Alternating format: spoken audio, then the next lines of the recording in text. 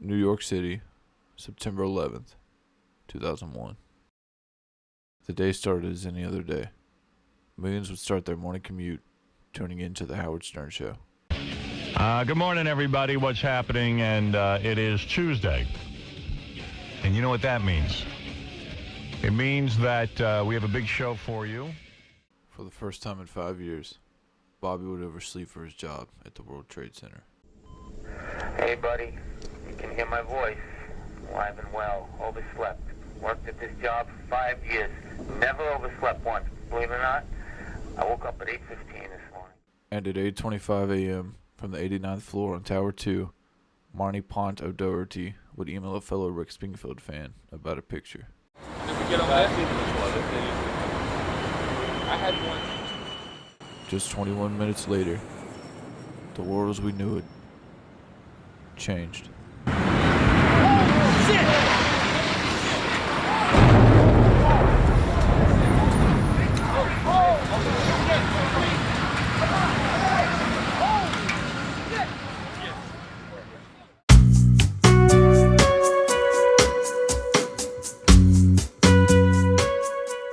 At 9:45 a.m., Canada commenced Operation Yellow Ribbon, shutting down all U.S. airspace, ordering all aircraft to land at the nearest airport. The U.S. government would keep the airspace closed for the next 2 days, excluding a permitted flight leaving just 24 hours later, carrying an anti-venom for a near-lethal inland taipan snake bite in Florida, and another domestic flight carrying Saudi Arabians who feared for their safety. The relatives of Osama bin Laden would frantically call the Saudi embassy in Washington looking for protection through then ambassador and close Bush family friend Bandar bin Sultan Al Saud.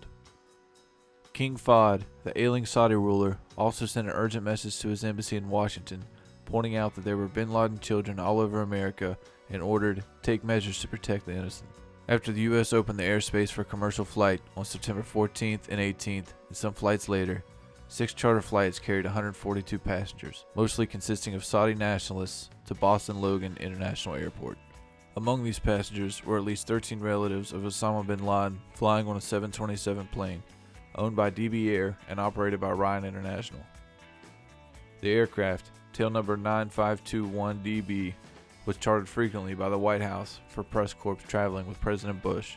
Ron Ryan of Ryan International said he's quite confident that flight was arranged by the Saudi embassy. He stated the bin Ladens were quite concerned for their safety, and the Saudi embassy offered to pay more money if our crew had a concern. Ryan continues, all crew were reassured due to the FBI and Secret Service being heavily involved. After a request for permission to allow the bin Ladens to leave reached Richard Clark at the National Security Council, the flight departed Logan Airport in Boston at 11 p.m. on September 19, 2001. The flight manifest included 13 people with the bin Laden last name. Among the list was Omar Awad bin Laden, who lived with Osama's nephew, Abdullah. Abdullah was involved in the formation of the U.S. branch of the World Assembly of Muslim Youth in Alexandria, Virginia.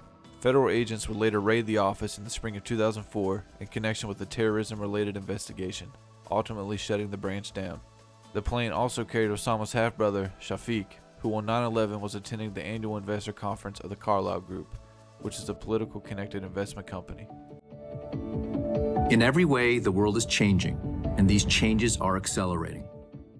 The plane would leave Boston and make stops in Canada, Paris, and Geneva, then ultimately arriving in Jeddah, Saudi Arabia.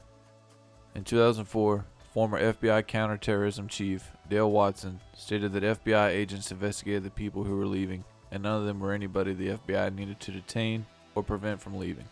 Former White House spokesman Sean McCormick added that the claims that the flight should have not been allowed to leave have been debunked by the facts. The story ends there. There wasn't much discussion or coverage after the discovery in 2004.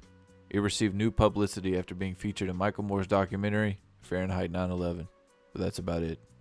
So why were the bin Ladens so easily allowed to leave the country? Is there a cover-up? I doubt it. Did the Saudis have a great amount of influence over George Bush? Probably. Thanks for watching. Please help me out by liking the video and subscribing. Leave a comment with your thoughts or any mistakes I may have made, or anything I should have included more of. If you like this type of content and want more, please let me know. Thanks again. Till next time.